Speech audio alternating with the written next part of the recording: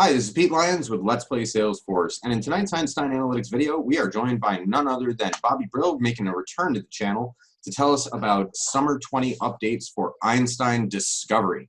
Bobby, go ahead, take it away.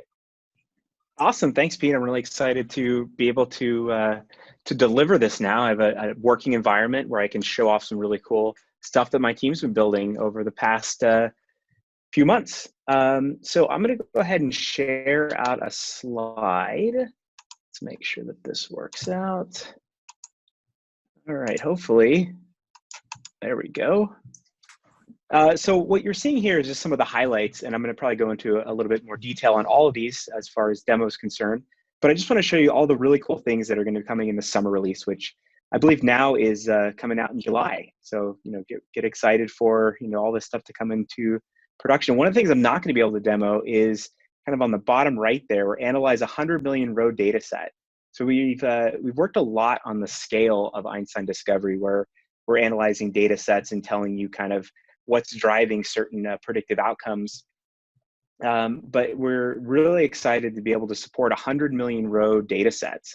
So a lot of historical data out there, typically, case volumes are really big and you want to analyze what's driving your time to close a case. Well, now we can analyze up to 100 million rows, up from 20 million in the previous release.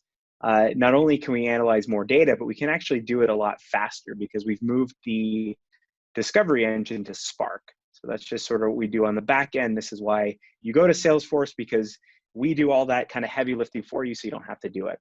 Yeah, I'm going to kind of show you I'm going to show you this demo in my org. Actually, one other thing I'm not going to be able to show you, this is for anyone that's been using Einstein Discovery for the past few releases, we introduced live prediction monitoring. Live prediction monitoring worked with a data flow, a user-defined data flow that shows up in your data flow list.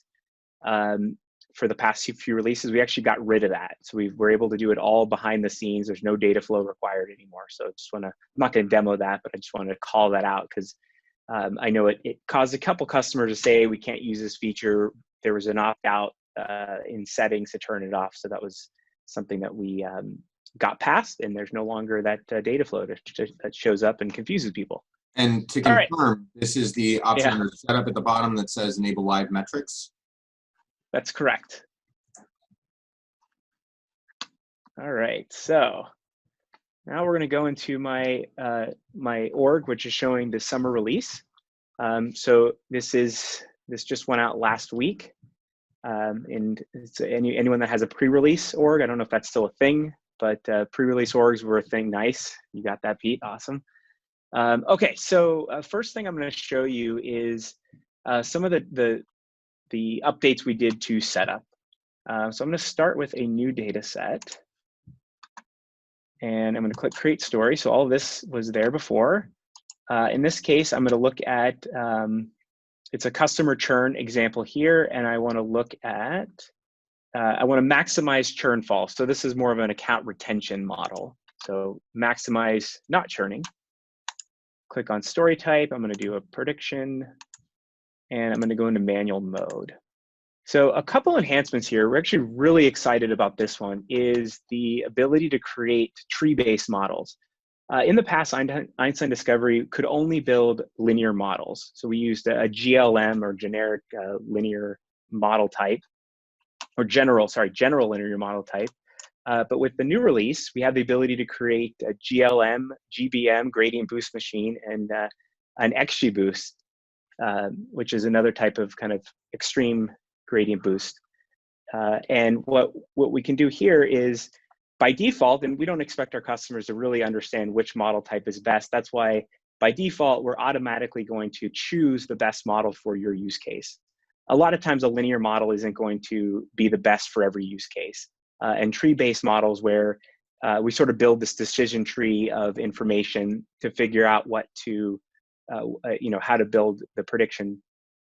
So we have that ability now. And what was good about GLM in the past was that was the best one for explainability.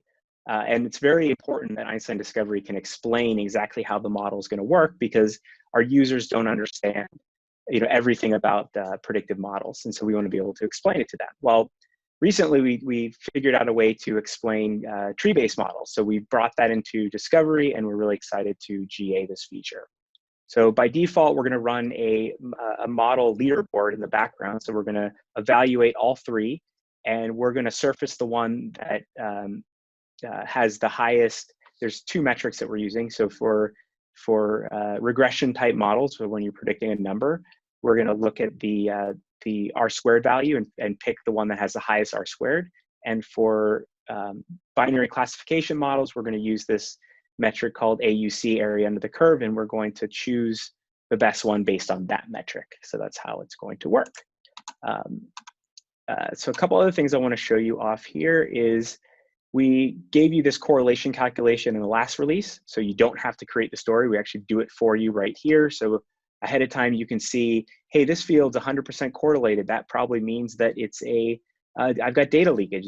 This field itself is explaining all of the variations. So by knowing the month of churn, I can know whether or not the customer churned. Well, yes, because this is something that happens after a customer churns. I look at this field, so I want to remove this. So we did this automatic correlation calculation, so it could be very obvious. You can even sort it. Which fields you should be actually looking at because they have some signal, and which ones maybe have too much signal, and which ones don't have any signal at all. If I scroll down, but what about if you want to filter something? So if I click on, let's say, this field, and I don't want to look at customers that don't have internet. I want to only look at my customers that have internet, and some of the advanced options. Basically added a filter here. Notice the number of rows went down. Well, we now can recalculate that correlation because what we show you initially is based on no filters, but now that I have a filter, I'm going to recalculate, and now all of a sudden I have something that is higher correlation than contract, and it reevaluated what contract correlation was. So we can now do that without even having to create a story, so it saves a lot of time and energy on that story creation. So that's kind of, from setup perspective, those are the things we addressed. There's some other fixes we did with respect to bucketing. In the past, if I did a filter like this, we didn't reevaluate the text buckets that show up. We reevaluated the counts, but we did not reevaluate which bucket showed up. And there was some use cases where certain text fields did not have the right buckets show up, or you had, like, let's say 100 and we were only showing 10 because the way that we did some filtering. So that's fixed essentially in this release as well. But once I create the story, it's going to look like this. I'm going to close. We gave you story versioning in the last release. Well, in this release, we're able to now compare some things between the stories. So right at the top, I can see how this version compares to the previous version for some key KPIs like total number of rows. So I can see, hey, I just updated the story version, and now this analyzed only 5,514, which is down 21% from the previous version. Or that the average churn false. So that whatever that key metric is, or sorry, whatever the outcome is, we're showing the average right at the top. So you know exactly what kind of data it's looking at, and you can see how that compares against the previous version. So a good example of this is, let's say you have a data set that is frequently updated, and you run the analysis. You're basically running the analysis on a snapshot of that data set. Let's say that data set is updated, and maybe a week later I come back and I refresh this based on whatever the latest data is. Well, immediately I can see things like, okay, how many rows did it analyze? How many rows that were historical? Maybe I set a filter for, I don't know, cases, and it's cases closed. I would probably expect this to be going up instead of down, but maybe I'm looking at case close time. Well, I can see what is the average case close time and how did that differ from the previous version. So it's just very in your face what changed between those two versions. But I can also compare. It's more than just those key metrics. I want to look at all the values for the fields, or I want to see how those are changing. I can compare to any other previous version. So whatever current one I'm viewing, I'll get a list here. In this case, I only have one other one, but let's say this was version 10. I would see 9 other versions here that I could compare to. I could see the date. So again, if you're doing this on a weekly basis, it's all manual right now. but you can kind of see what we're going with this. I can see how things are changing between the two versions. So for instance, we saw in the correlation calculation where the correlation changed based on, when I refreshed it. Well, here we're highlighting which ones, kind of how that's either increasing or decreasing compared to the previous version. In this case, I think all of them went down. But I can see, paperless billing is less correlated to the outcome. And then I can see by each individual field, what's the average. This is all statistical analysis, but imagine, you're looking at accounts and all of a sudden you see an account, you have a certain region that now spikes in churn. Well, you can visually see it here and how that compared against a previous analysis. So there's a lot we're doing here that's setting up for some future releases where there's going to be a lot more here, but it gives you a good idea of what's the difference from the previous version. Next, I want to show you sort of, you build a story to do a predictive model in production. That's one of the main use cases for Einstein Discovery is I want to now actually score all my accounts based back in Salesforce. I want to build an account retention model. So let's assume that in version 1, I built that model, I deployed it to Salesforce, all the features that we gave you in the previous releases. And now I reanalyze data. I basically want to update my model. So I brought in a new data set. I retrained my model as a new story. And now I want to deploy a new model version. So now when I click deploy model, I have the ability to add or replace a model in an existing prediction. So I already have it out there. It's already kind of live to my users, but I want to refresh it. So I'm going to choose customer retention. And I want to choose the option to replace a model, which this is awesome. Now it's working. All right. And then I can then choose which model I want to replace. So in this case, I have a model that's already out there. It's already working in production called Enterprise Accounts.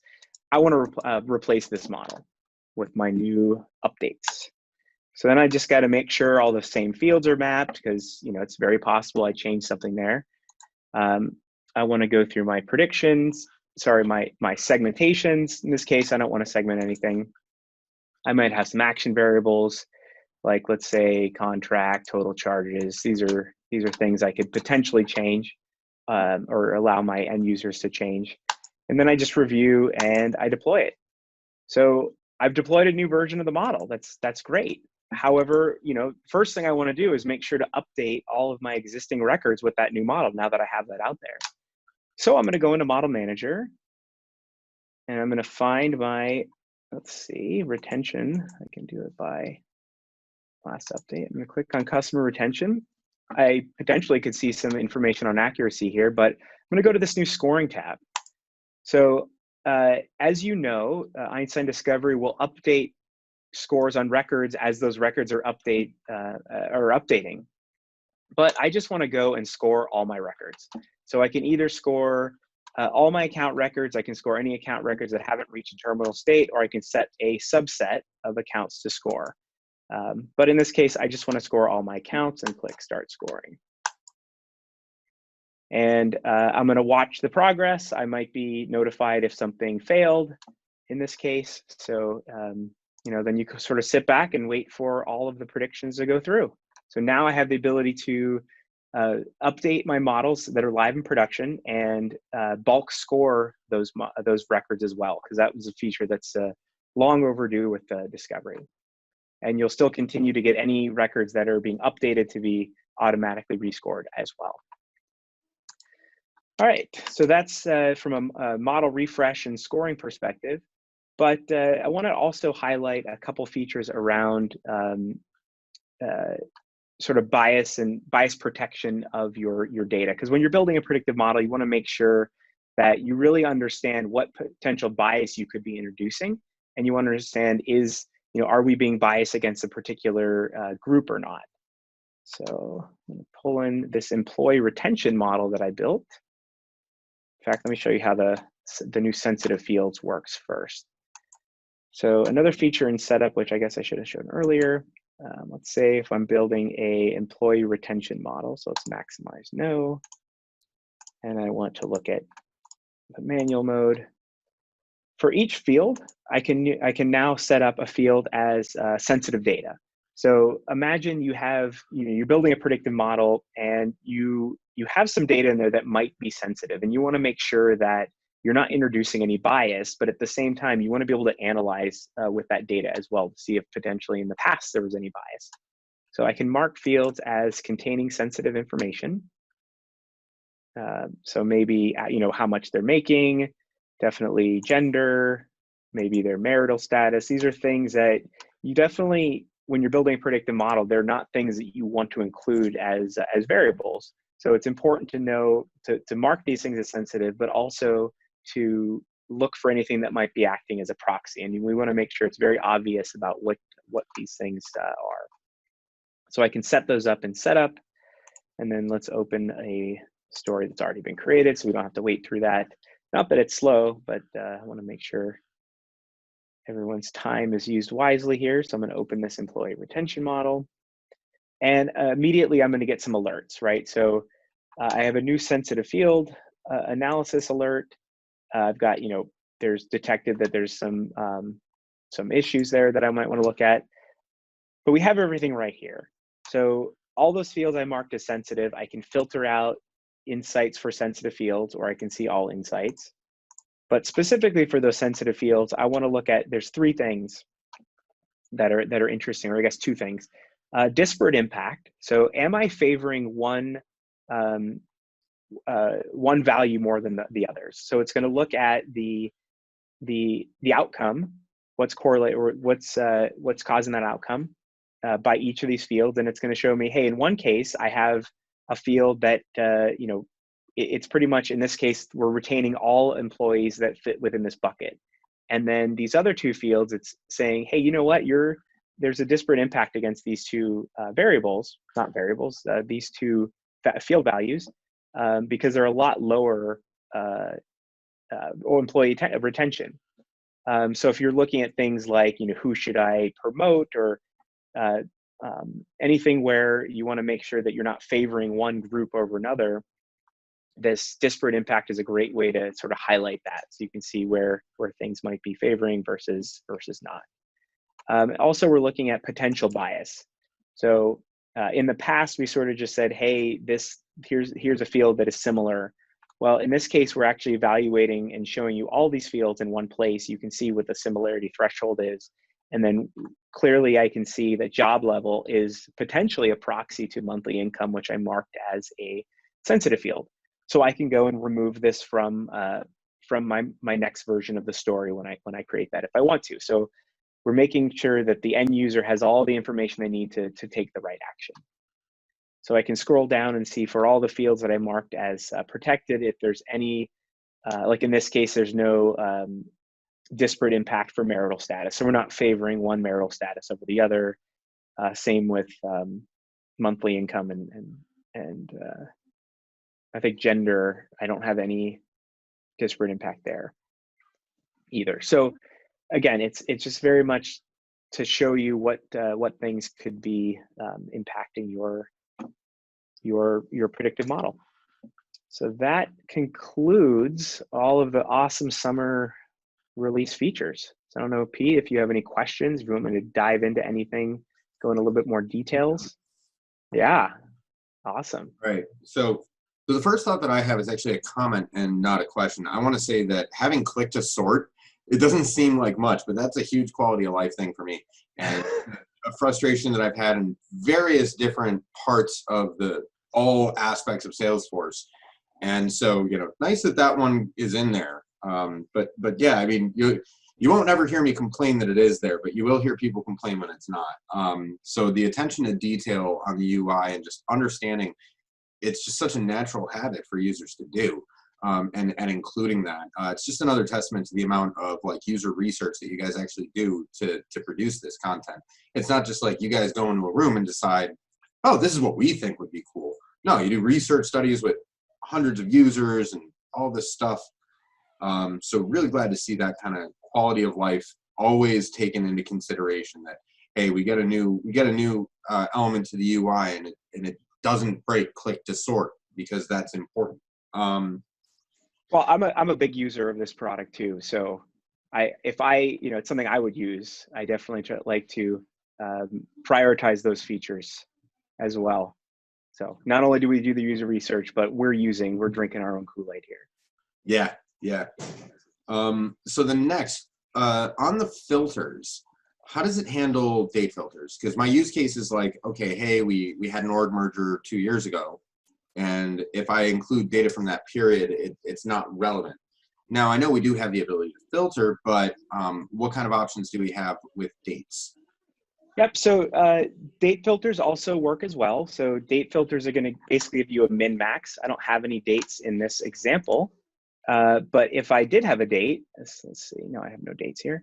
When I click on it, there's going to be, similar to a number field, there's going to be a minimum and maximum range. So I can very easily just change that minimum range to exclude the data outside of the old data that's not going to be relevant. And in fact, we recommend that there's a lot of stuff to do before you analyze the data, and you could do it here. You could also do it in data prep. So there's no requirement that you use date filters here. You could do it outside using data prep as well. So then, next question: is there a cap on the number of versions that it can roll back to, and that There actually is no cap on versions at this time.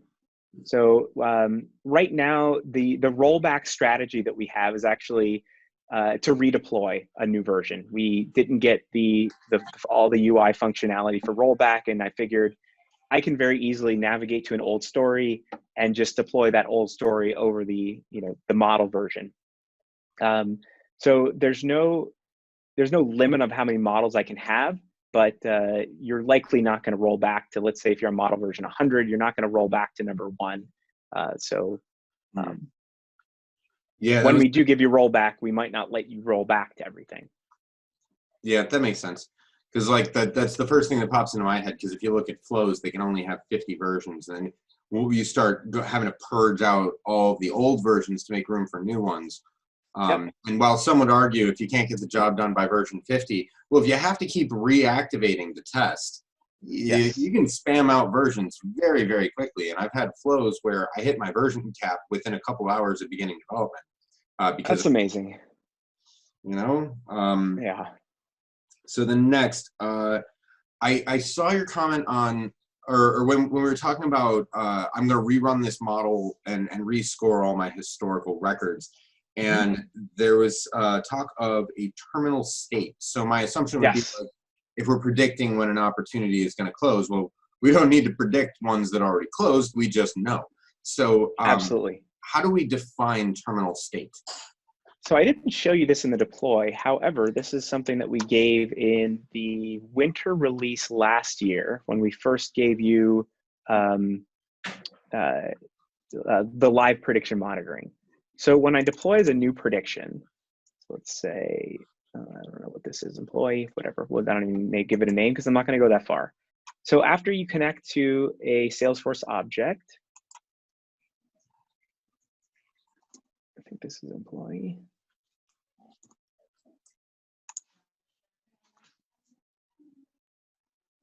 And you map the fields. No, what did I choose? I'm sorry, I got to do this.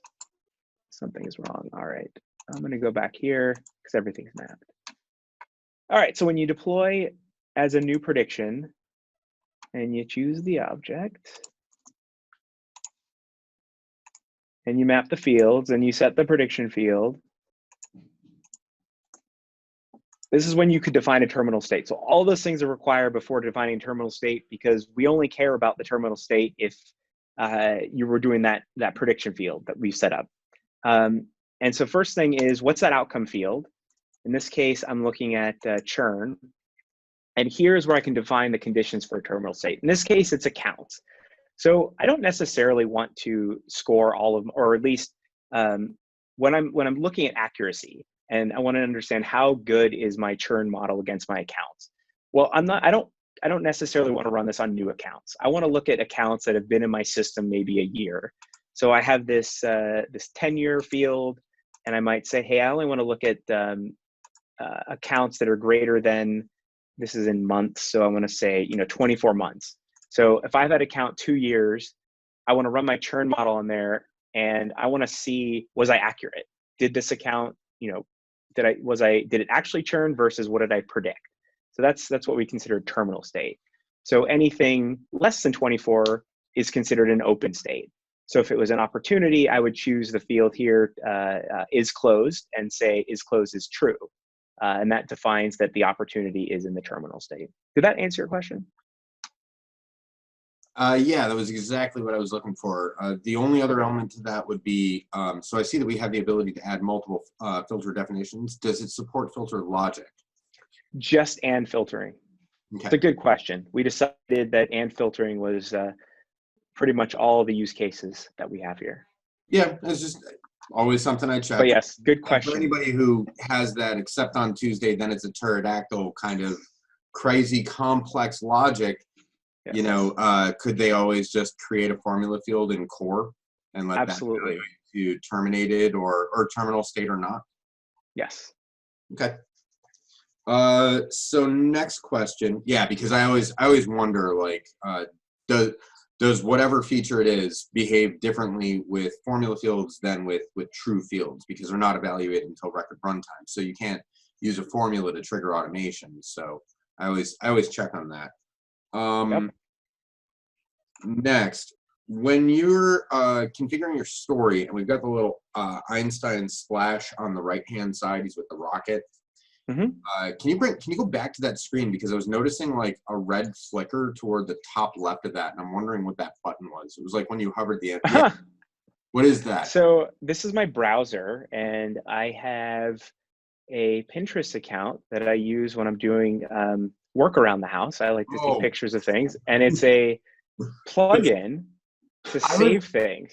So if I'm on a website and let's say, I built some bookshelves a couple of years ago, and I use that extensively to take pictures of things. Like, I don't know what I'm doing, but I see a picture, I'm like, I can do that. So that is what that is. It's a good question. I have never used Pinterest, so I didn't It's know. really like, that's my use case for it. I save some pictures, and it gives me inspiration and help articles to build things. I'm on the fence of whether or not this is going to stay in the final video. So, I understand that roadmap is always kind of a sensitive subject, but is there anything that you can just speak to in broad, sweeping safe harbor strokes for what we can expect in subsequent releases? Like, what are areas of focus for you, I guess, not specific details. Right. So I showed you that what change feature. Now, wouldn't it be really cool is if I could just set a refresh schedule, and rather than having to go back there and say, hey, what changed between version 1 and version 2? Would it be cool to sort of be notified, or get some sort of a feed that says, between version 1 and version 2, or a better use case is opportunities this quarter versus last quarter. Your win rate is dropped in this specific region, or your field region correlates more to winning opportunities. So just getting those little bits of information out without having to manually refresh and look at the information, that's really what we'd love to get with the product.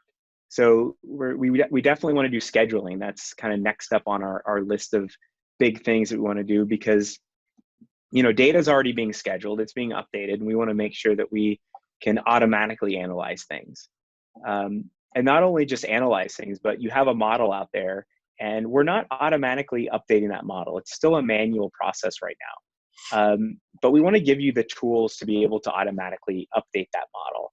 So look for things around automatic model refresh, with caveats of, we're not just going to update it with whatever data. We're going to do some analysis on that story to see if we even recommend that you refresh the model, versus you need to look at that story and actually manually do it like you do today.